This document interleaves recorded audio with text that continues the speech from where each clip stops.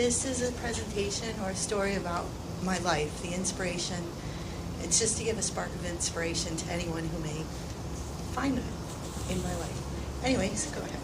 So I'm originally from Danbury, Connecticut, and I lived in Danbury for about 30 years, and I lived a typical New Englander's lifestyle. I commuted 50 miles each way to and from work. I worked 15 miles outside New York City. It was a pretty stressful job. I worked directly with very wealthy people. But anyways, one day I got really bad news while I was at work. I found out that my only child passed away from a heroin overdose. That day was December 29th, 2016.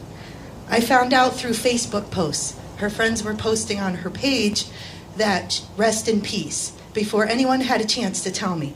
And being so far from work, I had to have a coworker drive me home, where I was met by my family and friends to greet me, and to also police officers to officially give me the word.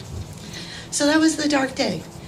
And it was one of the worst days, if not, it is the worst day of my life. And that chair, that's the chair I sat in for about 9 months after it happened. And I sat in that chair day in and day out until about the end of February, when I went back to work. And then in the evening when I'd come home, I couldn't wait to sit in that chair again. And my real chair is similar to that, not exactly that one. But anyways, I didn't do anything with my life. I was just sitting in my living room, watching life go by. Nothing was happening. There was no fun. There was no living. I was just breathing.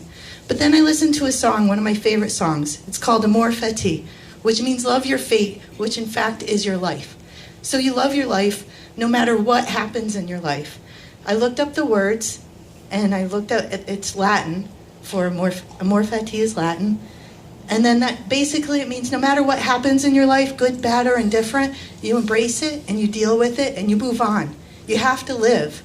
Because why else are you here? You have to live.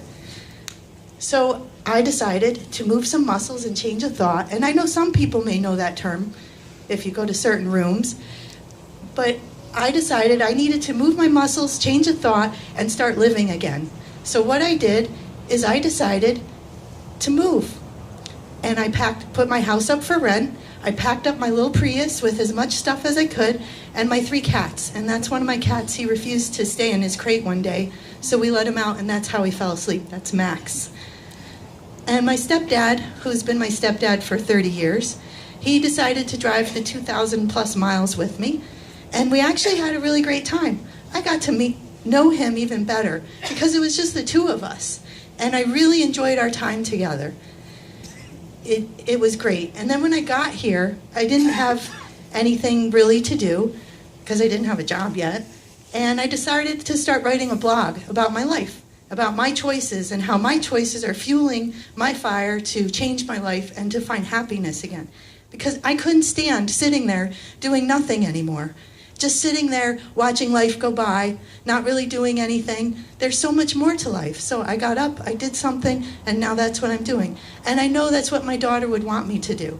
Caitlin would want me to live my life, and that's exactly what I am doing. I am living my life.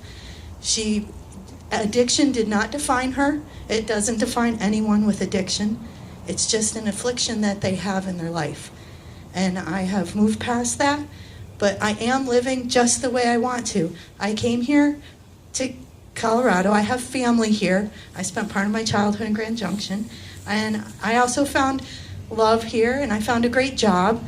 And now the love is making me move, and so I no longer have the great job. So, but that's okay. I will be moving at the end of the month. I have the great job until the end of this month. But I do enjoy what I do now. I just kind of live by my heart. I do what I want. I feel free.